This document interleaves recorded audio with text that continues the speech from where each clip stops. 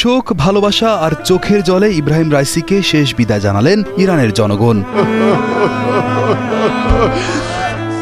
লাখো মানুষের উপস্থিতিতে পৃথিবী থেকে বিদায় নিলেন দখলদার ইসরায়েলের বুকে কাঁপন ধরানো শক্তিশালী এই প্রেসিডেন্ট।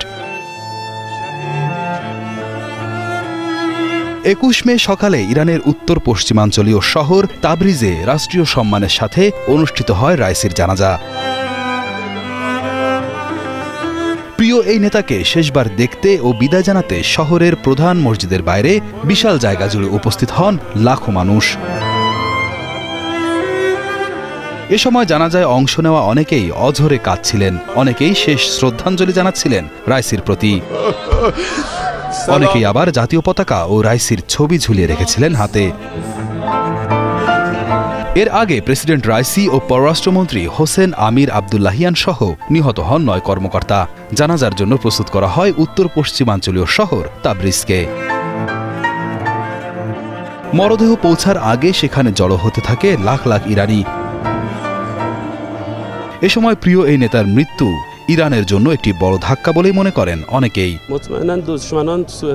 আমি নিশ্চিত যে শত্রুরা এই পরিস্থিতির অপব্যবহার করবে। ইসরায়েল, আমেরিকা এবং যুক্তরাজ্য তাদের সত্যিকারের পরিচয় দিয়েছে, যেমনটা তারা অতীতে আমাদের দেশের প্রতি অবিচার করেছে। তবে আমি আশা করি ইরানি জাতি আরও শক্তিশালী হবে। ইরান অবশ্যই এর মধ্য দিয়ে যাবে। আমরা আরো কঠিন সময় অনুভব করেছি। রাইসির মৃত্যু ইরানের জন্য একটি বড় ধাক্কা। মাত্র 2 বছরেরও বেশি সময় ধরে প্রেসিডেন্ট ছিলেন তিনি, আর তাতেই পশ্চিমা অনেক দেশের বুকে কাঁপন ধরিয়ে দিয়েছিলেন তিনি। তার মৃত্যুর ফলে ইরানের রাজনৈতিক ভবিষ্যৎ নিয়ে দেখা দিয়েছে অনিশ্চয়তা। প্রেসিডেন্ট ইব্রাহিম রাইসির মৃত্যুতে ইরান সরকার 5 দিনের জাতীয় শোক ঘোষণা করেছে।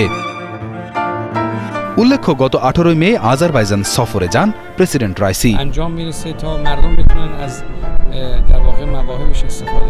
19 মে দেশটির প্রেসিডেন্ট ইলহাম আলিয়েভের সাথে 2 দেশের যৌথভাবে নির্মিত একটি বাঁধ উদ্বোধন করেন।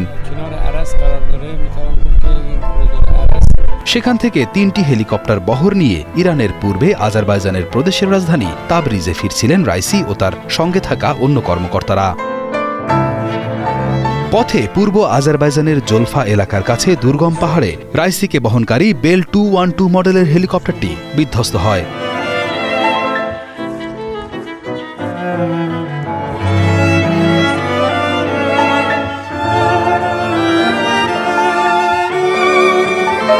প্রেসিডেন্ট রাইসি ও পররাষ্ট্রমন্ত্রী হোসেন আমির আবদুল্লাহিয়ান সহ নিহত হন 9 কর্মকর্তা।